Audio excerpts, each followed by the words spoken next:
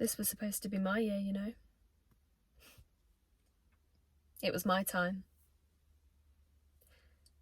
I've been doing quite a bit of healing over the last few, 2 years? No, Jesus, 2015, so 5 years. I've been doing quite a bit of healing anyway. After 2015, I wasn't well. I got mugged. It wasn't anything too bad, but I got a kicking. Just a kid that did it, really. But I fell when he grabbed me before he kicked me. Hit the back of my head on the concrete. I don't remember much about the evening. There was a policeman. I don't remember his face, just his shoulders. He had his policeman's hat on the passenger seat of the car. And he said, "Would you mind holding that while we get to the station?" So we drove to the station, and all the while I'm holding this hat. It was upside down, so I could see inside, which felt really personal and wrong. It had this plastic lining stuff inside, and a label.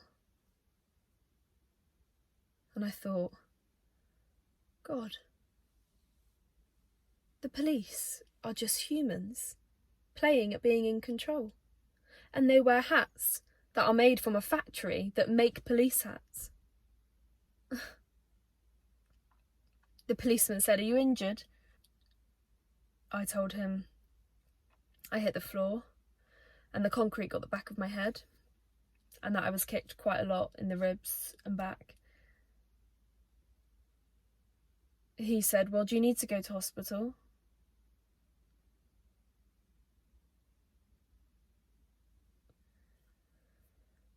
I said no. He said, "Well, it's up to you." I didn't know if I should or not. I didn't want to be a bother. He probably had paperwork to do, so I said it was fine. We just drove to the station and I filled out a report.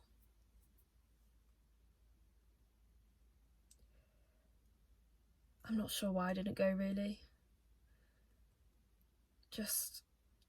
I think I missed my handbag. And I knew they had caught the mugger down the street. And my handbag was with the mugger at the police station, and here I was holding a policeman's hat.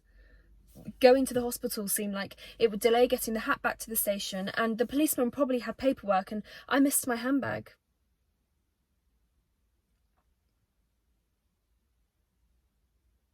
I don't think I got the bag back that night. I don't remember.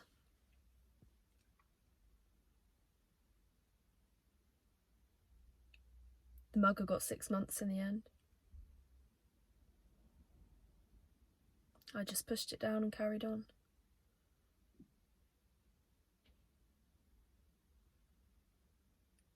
Two years later, my job was really stressful and I thought about ending it all. That time I did go to hospital. I told someone at work and they told my boss. My boss said it wasn't a surprise because I'd been acting erratically. And she drove me to the hospital. I hadn't eaten for a few days, and she brought me a sandwich. She ate one herself too, popping bits of it into her mouth whenever we got to the lights. I sat in the passenger seat.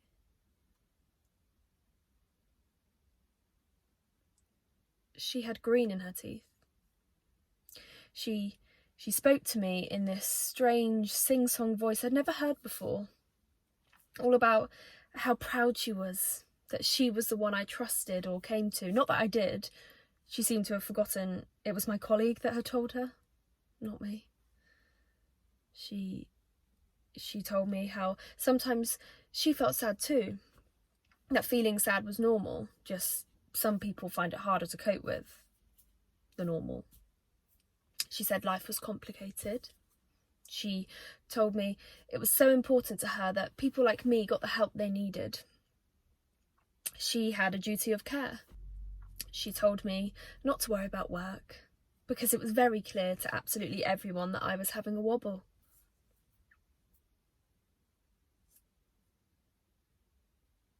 I smiled and said thank you about 100 times, and thought about jelly, and how no one above the age of 7 likes jelly, not really. I didn't eat my sandwich. By last year, everyone was used to pretending they'd forgotten about the wobble time. I started to enjoy my job. It had its ups and downs, but I enjoyed it, I really did.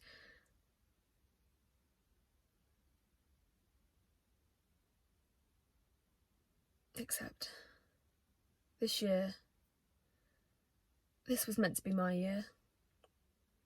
I planned really hard to leave my job and start anew.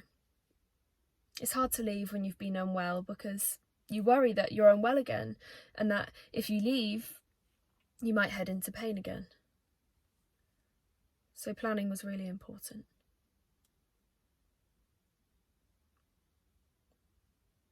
In January, I left it and had enough money to last 2 months before I started looking for work again.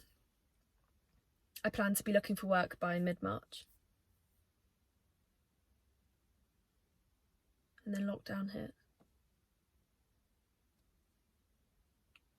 I know I'm really lucky. Probably. Except it's really hard to get a job right now. And what's worse is everyone else I know is furloughed. So they're off too, but they're getting paid for it. But there's definitely worse than me. The people on the front line are working their socks off. Except the days are so long. I feel like I'm a bit lost again. I don't know where I'm meant to be going, but I look around me and it's like the people who are meant to be in control are just humans playing at it. This time I don't have a sandwich and I'm not holding anyone else's hat. I'm just clapping like an idiot every Thursday evening with no clue where my handbag is and no plan to go back to hospital. No matter how much the darkness comes creeping back in. I'll just push it down and carry on. It's probably for the best.